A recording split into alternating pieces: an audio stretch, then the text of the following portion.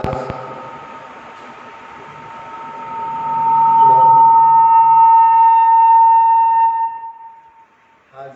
परमपूज्य सद्गुरू श्री भाऊसाहेब महाराज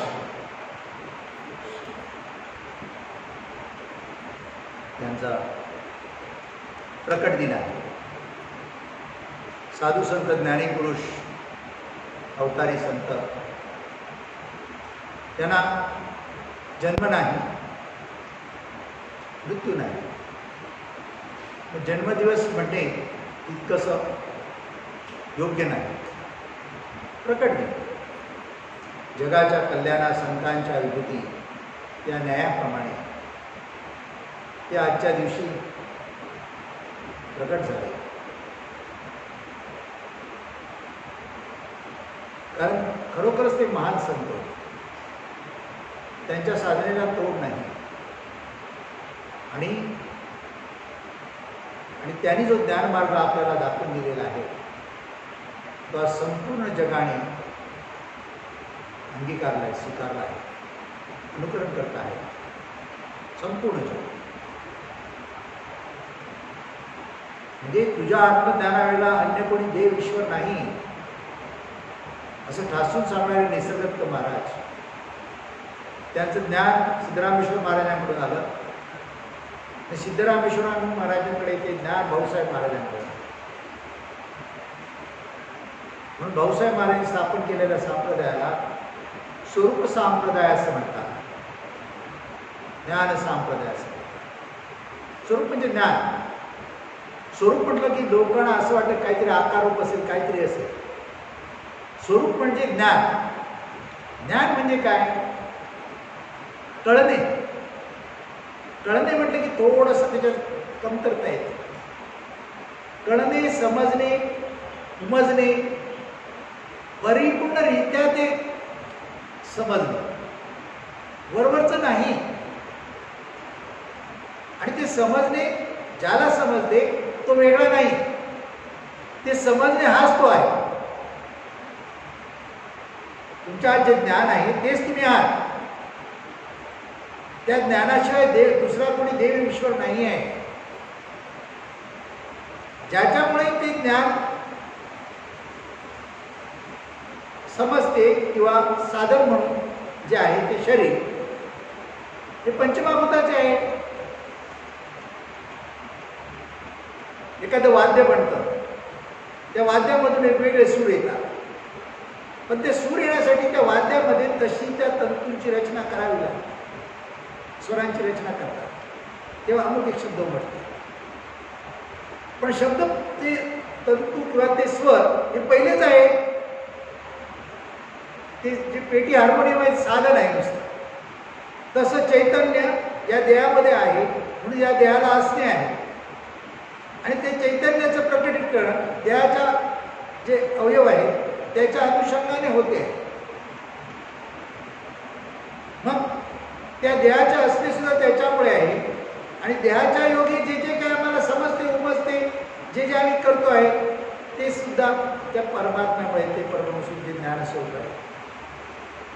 म्हणून गुरुदेव रानडे भाऊसाहेब महाराज शिष्य असे म्हणतात की भाऊसाहेब महाराज चालते बोलते परब्रह्म। भाऊसाहेब महाराज म्हणजे चालते बोलते परब्रह्म, परिपूर्ण ज्ञान। जिथे ज्ञान आहे तिथे शक्ती आहे, जिथे शक्ती आहे तिथे चमत्कार आहे, तिथे अशक्य काही नाही, सगळे शक्य आहे। ज्ञानातूनच शक्ती आहे आणि म्हणून जिथे ज्ञान आहे तिथे सर्व काही आहे। भाऊसाहेब महाराजांना आपले ते स्वरूप सहजासहजी कळले नाही, तर त्यांनी त्याच्यासाठी खूप साधक भक्ती केली। एका सामान्य घरामध्ये त्यांचा जन्म झाला आजच्या दिवशी, रामनवमीला। आजचा पवित्र दिवस आहे। त्या दिवशी भाऊसाहेब महाराज प्रकट झाले। एक कुंडीला जत संस्थानामध्ये उंदी म्हणून गाव आहे पंढरपूरच्या जवळ, तिथे एक देशपांडे घराण्यामध्ये ब्राह्मण घराण्यामध्ये भाऊसाहेब महाराजांचा जन्म झाला. घरामध्ये भक्तीचं वातावरण होतंच, परंतु परंपरेने चालत आलेली भक्ती होती. आणि त्या भक्तीच्या अनुषंगाने ते लहानपणी साधन भक्ती करत होते.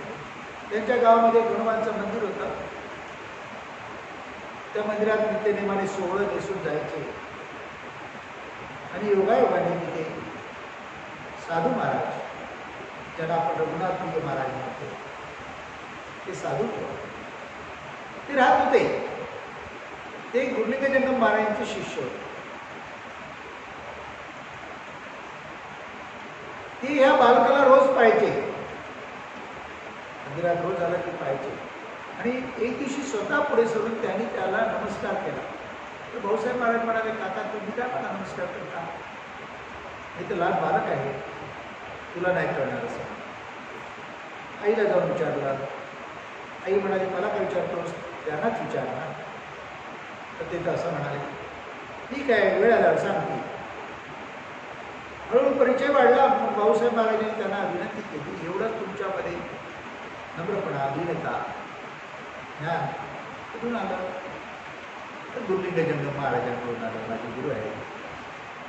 योगायोगाने भाऊसाहेब महाराजांचे ज्येष्ठ बंधू गुरुलिंग जंगम महाराजांचे शिष्य होते.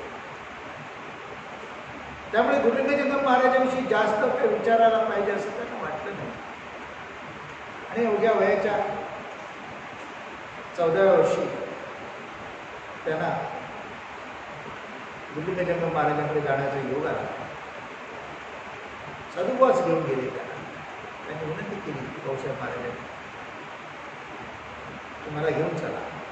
घेऊन गेले. गुरुलिंग जंगम महाराजांना साधुबा म्हणाले, हा हुशार आहे, भक्ती चांगली आहे, याला अनुग्रह द्या. गुरुलिंग जंगम महाराज म्हणाले, तुझ देणार अनुग्रह, तू ज्ञानी आहेस. सर्व ज्ञानी होते. आणि ते असंच म्हणाले, तू ब्राह्मण आहेस, तो ब्राह्मण आहे, दे ना. आणि परिपूर्ण ज्ञानी आहेस. भाऊसाहेब महाराज म्हणत नाही, मला त्यांच्याकडून अनुग्रह घ्यायचा नाही, मला तुमच्याकडून अनुग्रह घ्यायचा. भाऊसाहेब महाराजांनी हट्ट धरला. तर त्याची समजूत काढली गुरुलिंग जंगम महाराजांनी. मी सांगतो ना, वाटलं आयुष्यभर मी तुझा गुरु आहे असं समजून भक्ती कर, काय मी सांगतो ते. त्यांनी तेव्हा ऐकलं नाही. आणि म्हणजे एखाद्या लोकांच्या अज्ञानामध्ये समजूत असते, जात पात धर्म. परब्रह्माला जात पात धर्म नाही.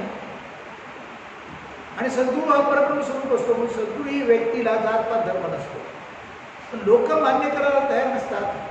अज्ञानामध्ये अजूनही त्यांच्यावर ते लिहिलेलं आहे. आणि त्यामुळे या बालकाचं भवितव्य खूप उज्ज्वल आहे. त्याला कुठे गालबोट लागायला नको. मी शिल्पी, मी गुरुमंत्र दिला हवं, हे जाणून त्यांना गुरुमंत्र द्यायला हवं. बाकी काही कारण नाही. त्या सामाजिक परिस्थितीला अनुसरून ते त्यांनी तसं सुचवलं. म्हणजे त्याला अवघड जाऊ नये लोकांमध्ये ज्ञानप्रचार करायला, आणि लोकांनाही कुठे शंका राहू नये, यासाठीच गुरुलिंग जंगम महाराजांनी तो विचार केला. नाही तर त्याला कारण काही नाही. आणि त्यांच्या कल्याणासाठी. आणि तिथेच त्यांना रघुनाथ महाराजांकडून साधुबाकडून गुरुमंत्र घेऊला. आणि भाऊसाहेब महाराजांनी साधना केली. पण त्यांनी तर साधना आपल्या गुरुपेक्षाही जास्त प्रमाणात नित्यनेमाने खूप म्हणजे ध्यान साधनेवर त्यांनी इतका जोर दिला होता. 16 तास ध्यान करायचे. 16 तास ध्यान करताना झोप येते म्हणून उभ्याने ध्यान करायचे. उभ्याने असताना सुद्धा शरीर पडेल, काय करेल म्हणून 2 खांब असे आडवे बांधून घेतलेली, तयार करून घेतलेली जागा ध्यानाची, त्याच्यावर असे हात ठेवून उभे राहून ध्यान करायचे. मग मान अशी पडते म्हणून वर शेंडी होती, ती बांधून दोरीला बांधायची सोय केली होती. मान पण टाकला. म्हणजे किती कडक, किती कष्ट घेऊन साधन केलं. आणि त्या साधनेचं फळ त्यांना मिळालं. एक दिवशी भाऊसाहेब महाराजांचे साधनेमध्ये व्यत्यय आला. ते दर गुरुवारी गुरुलिंगजंग महाराजांकडे जायचे. गुरुलिंगजंग महाराजांचं गाव तिथून 7 मैल, ते साधारण 10 किलोमीटर एवढ्या अंतरावर आहे. मग त्या एका गुरुवारी भाऊसाहेब महाराजांना जाता आलं नाही, आजारी होते. ते खूप रडले. मग ते गुरुलिंगजंग महाराज त्यांना दृष्टांत दिला आणि सांगितलं, तुझ्या घरात तुळस आहे ना, तिथे उभा राहा, म्हणजे माझं प्रवचन निरूपण तुला ऐकू येईल, भजन पण ऐकू. तिथे राहा संध्याकाळच्या वेळेस सावध. तर तिथे भाऊसाहेब महाराज बसले. तर त्यांना खरोखर गुरुलिंगजंग महाराजांचं निरूपण भजन सगळं ऐकू येतं. म्हणजे गुरु शिष्यामध्ये तेवढा भाव होता.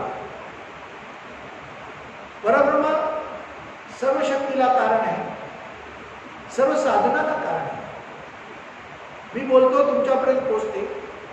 कुठून तरी एक फोन येतो, कुठेतरी अमेरिका किती लांब कुठल्या स्थानावर, आपण इथून बोलतो. हे सर्वच काही त्या परब्रह्माच्या शक्तीचंच साधन आहे. त्याच्यामुळे शक्ती. त्यामुळे त्या परब्रह्माला काही अशक्य नाही. सद्गुरू परब्रह्म स्वरूप आहे आणि प्रत्येकामध्ये ते परब्रह्म स्वरूप बसलेलं आहे. पण अज्ञानामध्ये आपण देह घे असं म्हणणे आणि जीव बनले म्हणून त्याची विसर आपण त्याची ओळख करून विसरलो म्हणून आपल्याला अनुभव येत नाही. पण सद्गुरू वचनावर श्रद्धा विश्वास ठेवला त्याला त्या बसल्या ठिकाणी सुद्धा अनुभव येऊ शकतो. त्याचं एक उत्तम उदाहरण आहे. आणि त्याप्रमाणे भाऊसाहेब महाराजांना तो अनुभव प्राप्त झाला. जेव्हा गुरुलिंगजंग महाराजांना आपला देह तयार करायची वेळ आली, देह विसर्जित करायची वेळ आली, तेव्हा ते स्वतः भाऊसाहेब महाराजांकडे आले, भेटले त्यांना. आणि आपली घोंगडी होती, ही घोंगडी त्यांच्यावर झटकली आणि त्यांना देऊन टाकली. सांगितलं, तुला सगळं काही देऊन टाकलं. अर्थात माझे ज्ञान स्वरूप सगळं काही तुला प्राप्त झालेलं आहे, तू परिपूर्ण झाली. आता तो ज्ञानाचा प्रचार सांग, गावोगावी फिर आणि ज्ञानाचा प्रचार कसा करतो. भाऊसाहेब महाराज बैलगाडी बसून फिरायचे, त्यांच्याकडे घोडा होता, घोड्याने जायचे, अनेक गावामध्ये जायचे, अनेक शिष्य त्यांनी आजूबाजूच्या गावामध्ये केले. भक्तीचा प्रचार प्रसार खूप केला आहे. आणि त्यांच्या शिष्यांना त्यांच्या भाऊसाहेबांच्या आशीर्वादामुळे कृपेमुळे शिष्यांच्या जीवनामध्ये त्यांना अनेक अनुभव आले. एक शिष्य आपल्या उमेदवार म्हणून पडली होती. लोकांनी तिला मध्ये तिचे संस्कार पण करत नव्हते, अंत्यसंस्कार पण करत नव्हते. भीती बघ टाकून द्यायचे, एवढे लोक म्हणत होते. शेतात टाकून दिलेल्या बाईला उठून आणलं, ते जिवंत करून उठून आणला आणि संसारात परत आणून पोचवलं. ती बाईला उठवलं तेव्हा ती न जा तुझ्या संसारात. ती म्हणाली, मी गेले तर भूत म्हणून मला घेणार ते घरामध्ये, मी मिलियन डुबी टाकलंय, तुम्ही मला सोडा दारापर्यंत. भाऊसाहेब महाराज तिथे जाऊन सुद्धा सोडलं तिथे करा. म्हणजे परिपूर्ण परब्रह्म परमात्मस्वरूप. म्हणजे एका शिष्याला साप चावला, त्याला सांगितलं इकडेच थांब रात्रभर, हे विद्या तीर्थ घ्या, तुझी विद्या तीर्थ घे आणि इकडेच थांब, गुरुमंत्र घेतो, जप करत बस, झोपायचं नाही. रात्रभर बसला. सकाळी झोपायचं. त्या गावात मामले गाव म्हणते. आता त्यांच्या मुलांनी तिथे भाऊसाहेब महाराजच्या मठाला जागा घेऊन दिली, कोल्हापूरची कुलकर्णी म्हणून. सांगायचा मुद्दा असा की अनेक चमत्कार घडले, अनेक चमत्कार. खूप वेळा सांगितलंय तुम्हाला, पण का सांगतो तुम्हाला, अजून काही लोकांना म्हणजे जे इथे आले त्यांना महत्त्व कळलं आहे. हे माझ्या मुखातून खूप जण इथे अनेक वेळा ऐकलं आहे, त्यांना कळलं नाही. कळलं असताना तर जेवढे आमचे शिष्य आहेत ते सगळे आले दिसले असते. त्यांना कळलंही नाही आणि त्यांच्या नशिबातली दुःखही संपलेली नाही. कधीतरी तोंड दाबून मठा मंदिरामध्ये काय प्राप्त होणार नाही. या मठात होणारे सगळे उत्सव कुठल्याही परिस्थितीत, आज सुट्टी होती, आज कोणाला कारणच नाही आहे, पण तरी कुटुंबाच्या कामासाठी अडकले. जे खरं नाही, माया आहे, मायेत अडकले. काय मिळणार? दुःख आलं ना, प्रसंग आलं ना, इकडे बरोबर वेळ काढून येतात. महाराज असं झालं, तसं झालं, तसं झालं सांग. आणि ज्यांच्यामुळे आपल्याला जे ज्ञान मिळालं, शक्ती मिळाली, त्यांचे चरण धरायला तुम्ही तयार नाही, त्यांचा उत्सव करायला तुम्ही तयार नाही, कसं ज्ञान प्राप्त होणार तुम्हाला? ती मगाशी सुरुवात करताना काय सांगितलं? निसर्ग त्यांना ज्ञान जे मिळालं असेल मिळालं, किंवा मला जे ज्ञान मिळालं ते निसर्ग मला जे मिळालं, म्हणजे माझे असणे ज्ञान असो हे प्रचितीला निसर्ग महाराजांनी मिळाले. निसर्ग महाराजांना त्यांना सिद्धरामेश्वर महाराजांना मिळाले, आणि सिद्धरामेश्वर महाराजांना भाऊसाहेब महाराजांना मिळाले. तर त्यांची जयंती, पुण्यतिथी, त्यांचा उत्सव आपण सगळ्यांनी नाही केला तर निसर्ग महाराजांची किंवा अवधूतानंद महाराजांचे आशीर्वाद मिळतील काय? कसे मिळणार? याचा अभ्यासच नाही, देवही कळलं नाही आणि जीवन खरं काय तेही कळलं नाही. खरा देव कळलाच नाहीये. मायेच्या देवाला पुजतात, मायेच्या देवाला बसतात. कल्पनेचे देव कल्पांती नासतात, म्हणून त्याच्या नादाला लागणाऱ्या शेवटी आता काही येत नाही. असो, भाऊसाहेबांच्या विषयी आपण बोलतो आहोत, त्यांचा स्मरण करणं फार गरजेचं आहे. आणि म्हणून जे माहिती आहे तरी ते परत परत सांगतो मी तुम्हाला की तुमच्यावर ते बिंबाव. त्यांचा एक शिष्य चांभार समाजातला, त्याने एक दिवशी आपल्या कातडी, मांडीचं कातडं काढलं आपल्या आणि आपल्या बायकोच्या दोघांचे, आणि जोडे बनवले आणि भाऊसाहेब महाराजांना आणून. भाऊसाहेब महाराज काय म्हणतात? तू धन्य आहेस बाबा, तुझ्या कातडीचे जोडे माझी घालण्याची पात्रताच नाही. हे फक्त गुरुलिंग जंगम महाराजच घालू शकतात. म्हणजे आपल्या गुरुला पण केवढं महत्त्व देतात, त्या शिष्याला पण केवढं महत्त्व देतात. असे भाऊसाहेब महाराज. तो शिष्य जेव्हा देह सोडायची वेळ आली तेव्हा महाराजांना भेटायला आला दुपारच्या वेळी 12 वाजता त्या दिवशी, आणि सांगतो, महाराज मी 2 वाजता देह त्याग करणार. महाराज म्हणाले, बाबा रे आज नको, उद्या 2 वाजता. आणि दुसऱ्या दिवशी 2 वाजता त्याने देह त्याग केला.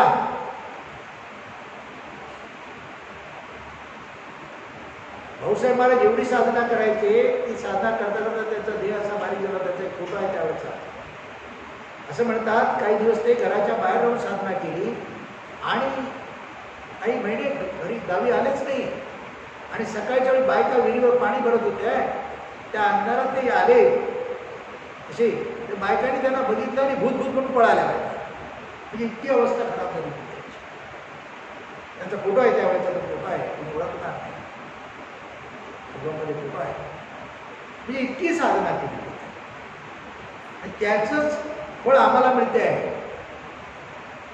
आज अनेकांचे संसार सुखाचे झालेले आहेत, अनेकांना ज्ञान प्राप्त झालेलं आहे, अनेक सुखाने आनंदाने जीवन जगतायत. खरं जीवनार्थ कळलेला आहे आणि ईश्वराचा देवाचा शोध त्यांचा संपलेला आहे आणि जीवनाचं परिपूर्ण सफलता झाली. असे जे आहे ते सर्व भाऊसाहेब महाराजांमुळे आहे. त्यांनी जे ज्ञान शिकवलं आहे त्याच्यावर इंचगिरी संप्रदायावर प्रबंध लिहिले जातात. कर्नाटक युनिव्हर्सिटीमध्ये PhD केली जाते त्याच्यावर. कारण हे ज्ञान म्हणजे नुसतं ज्ञान नाही, फिलॉसॉफी आहे. फिलॉसॉफी विषय असतो, MA ला वगैरे लोक घेतात. फार महान विषय आहे तो, परिपूर्ण ब्रह्मज्ञानाचा विषय आहे तो. आणि ब्रह्मज्ञान म्हणजे कोणाचं दुसऱ्याचं ज्ञान नाही, तुमच्या स्वरूपाचं. तुम्ही आहात असे तुम्हाला कळतंय त्याचं. तुम्ही आहात हे तुम्हाला कसं कळतं? हा कधी अभ्यास केलाय का तुम्ही? तुम्हाला वाटतंय देहामुळे कळते, देहामुळे कळते, तर मड्याला का कळत नाही? कधी प्रश्न पडतो का तुम्हाला? म्हणजे देहाशिवाय देहामध्ये कोणीतरी दुसरा आहे, त्याच्यामुळे मला कळते, समजते, कळते. तो देव ईश्वर आहे. तोच रात्री सदस्य मी काहीतरी मोबाईल सुरू असताना एक व्हिडिओ मिळाला निसर्ग करताना. हेच समजावून सांगत होते, ज्ञान हाच ईश्वर आहे. जी ज्ञान कळा तुमच्यामध्ये, जाणीव कळा आहे, तुम्हाला समजते, उमजते, तोच ईश्वर देव आहे. त्याच्याशिवाय तेच परब्रह्म आहे, दुसरं काही नाही. एकलेच एक आहे, म्हणून परब्रह्माची तरी जाणीव भाव नाही. सर्व काही तोच आहे, तर जाणीव वेगळं राहिले कुठे? म्हणून जाणीव भाव नाही. तुम्हालाही ते झालं तर तुम्हाला सगळे परब्रह्म वाटते, काही भेदाभेद राहणार नाही, काही देणे नाही, घेणे नाही, मागणे नाही, सच्चिदानंद. अशी संस्थिती प्राप्त. म्हणून त्याचा अभ्यास केला तर त्या ईश्वराच्या शक्ती पावर सगळ्या तुम्हाला मिळते. ही ज्ञानश्री प्राप्त होईल तुम्हाला. तुम्ही अडचणीत जाणार नाही, अडचणीचे कर्म करणार नाही, चुकीचे कर्म करणारच नाही. चुकीचे कर्म करायला भाग पडणारी जी देहमन इंद्रिय आहे तुमच्यामध्ये, त्यांना प्रबोध बरोबर तुम्ही केला तर ते योग्य मार्गाने चालतील. तुम्हाला चुकीच्या भरीला घालणार नाही, चुकीच्या मार्ग करायला लावणार नाही. हे ज्ञान फक्त सद्गुरुकृपेने प्राप्त होऊ शकतं, भक्तीने प्राप्त होऊ शकतं. ती अध्यात्म भक्ती, सद्गुरु भक्ती त्यानेच प्राप्त होऊ शकतो. आणि त्याचा अनुभव भाऊसाहेब महाराजांनी घेतला आणि तो अनेकांना दिला. म्हणून त्याला सर्व कळत होतं, भूत भविष्य सगळं कळत होतं. म्हणून त्या शिष्याला सांगितलं तुम्ही उद्या जा म्हणून. इतकंच काय, भाऊसाहेब महाराजांनी स्वतः जाणार आज दिवस जाहीर केला. शिष्य सगळे रडायला लागले, गोळा झाले सगळे आणि गयावया करून म्हणाले, महाराज तिच्या लवकर देहत्याग करू नका. महाराज म्हणजे मला काय पाहिजे महाराज. आणि 10 वर्ष दिली. भाऊसाहेब महाराज सांगितलं आजचा दिवस लिहून ठेवा आणि 10 वर्षांनी मी याच दिवशी जाईन. आणि त्याच दिवशी तसंच गेले ते देह सोडला. काही चिखला जो मठ आहे त्या मठाच्या वरच्या बाजूला धरण बांधलेलं आहे एका नदीवर. पाऊस तुफान झाला आणि ते धरण फुटणार आहे, त्या गावात पाणी शिरणार अशी बातमी सुरू झाली. मठापर्यंत लोक येऊन सांगायला लागले. एक बाई होती, मुलं बाळांना सोडून आली होती मठामध्ये. ती गयाबाईकडून भाऊसाहेबचे पाय धरून रडायला लागली. भाऊसाहेब महाराज बाहेर गेले, नुसतं आकाशाकडे पाहिलं, पाऊस थांबला. भाऊसाहेब महाराज त्यांचा उत्सव साजरा करायला आपल्याला मिळतोय, त्यांची आठवण करायला मिळते आहे. आपलं भाग्य आहे. हे भाग्य सगळ्यांच्या नशिबात नाही म्हणून ते येऊ शकते. ज्याला भाऊसाहेब महाराजचे आशीर्वाद पोचले ना त्याला जीवनात काही अडचण येणार. त्यांच्या नावाची विभूती नुसती आहे. जरी आपण आरतीमधली विभूती घेऊन जातो ना, आमच्या महाराजांनी आम्हाला सांगितलं होतं की भाऊसाहेब महाराजांची विभूती समजा, त्यांनी पाठवली तुमच्या, ती समजा. आम्ही इकडे अनुभव खूप घेतलेले आहेत. इथे बरेच साप एक दिसायला लागले, विभूती आमच्या कंपाऊंडला टाकले की साप येत नाही. एक माणूस इथे रडत आला, वाडीमध्ये किड्या पडले, सगळ्या झाडांना माझ्या सगळी खराब होती, रोपटी खराब होत चालली आहे. खूप उपाय केले, अगदी शेतकी तंत्रज्ञ बोलवले, काही झालं नाही. आम्ही आमच्याकडे खूप असे साठवत होतो, 60 किलोमीटर असेल शेतात सगळीकडे टाक. ठीक झालं. मला पहिले भेट घालून देईल त्या माणसाला. त्यांनी या मठाला 50,000 रुपये.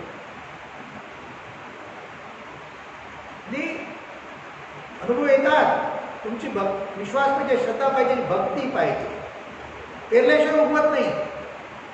आपल्याला वाईट सवय फक्त देवाकडे मागायचं, देवासाठी काय करायचं नाही. माझी कृपा तुमच्यावर व्हायला पाहिजे असं वाटत असेल तर या मठासाठी वेळ काढा. उद्या कार्यक्रम इथे येऊन जा, माईक आज मला लावायला लागला.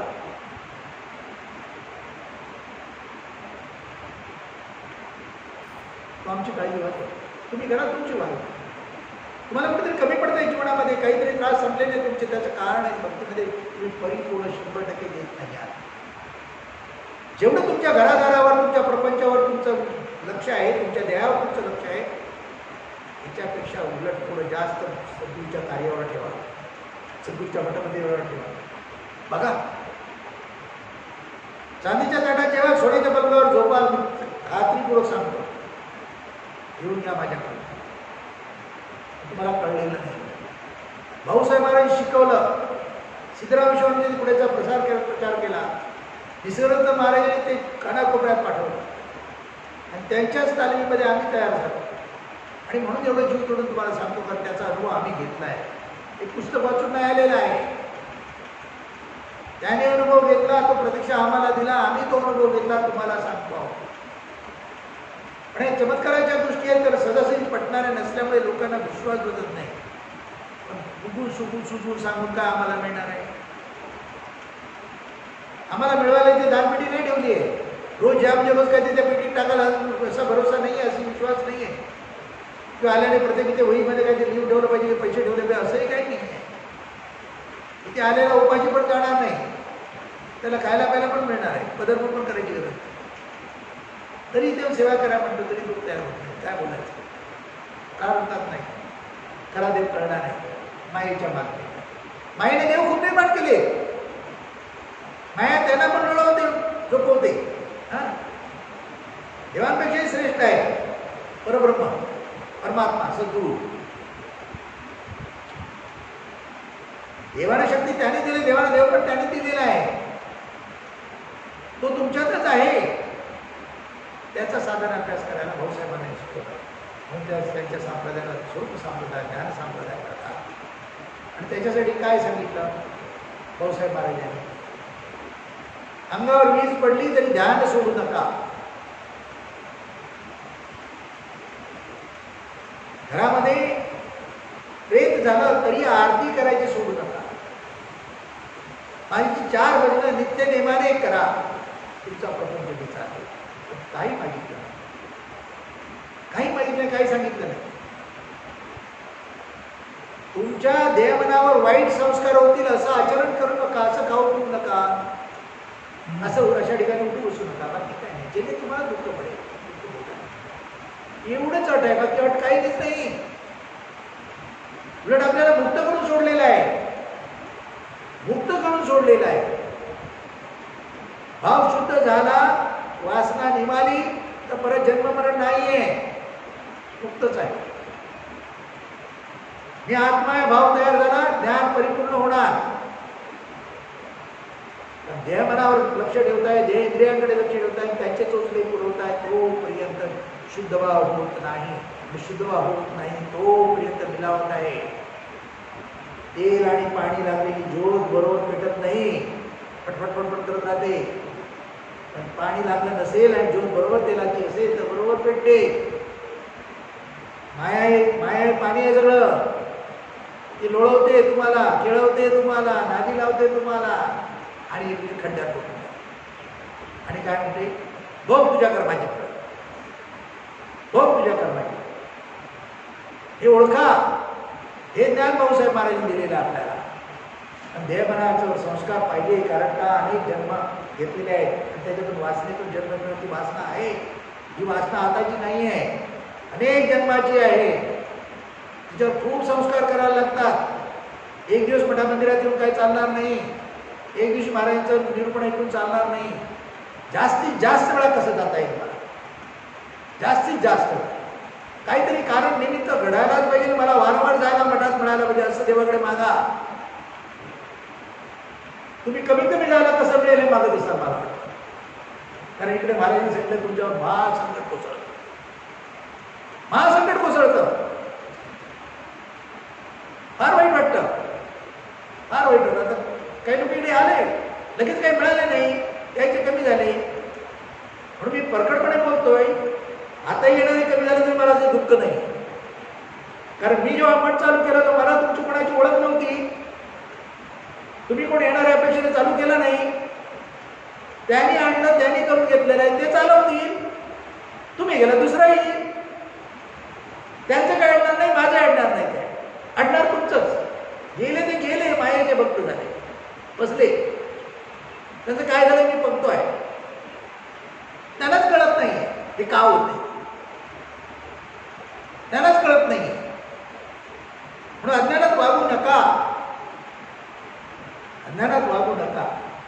मूळ देवाचा शोध घ्या. देहमन इंद्रिय ताब्यात ठेवा. सदाचारानेच त्यांना ठेवा, सन्मार्गानेच त्यांना ठेवा, सद्विवेकानेच राहा. निर्विकल्प स्थिती पाहिजे, कल्पनेत अडकता कामा नये. आणि निर्विकार स्थिती पाहिजे, निर्विकार. निर्विकार स्थिती प्राप्त होण्यासाठी शोध घ्यावा लागतो. आधी तुमच्या मनाचा शोध घ्या आणि त्याच्या वासना, इच्छा, भावना त्याचा शोध घ्या. आणि मी कोण आहे याचा शोध घ्या.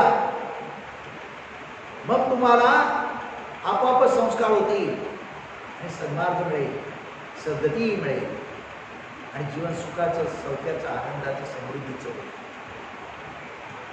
तो ऐश्वर्य देतो, प्रताप देतो, समृद्धी देतो, कीर्ती देतो.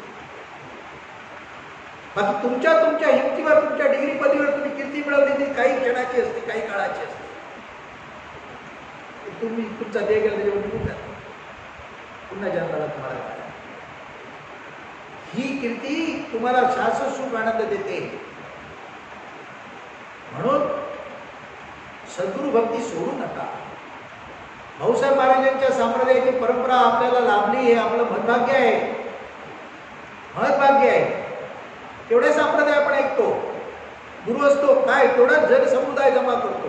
मग कधी जेलमध्ये पडलेलं असतो ना, तर आणखी काहीतरी मोठा गोंधळ घातलाय, काहीतरी घबाडाघात केलं, काहीतरी दिसून येतो.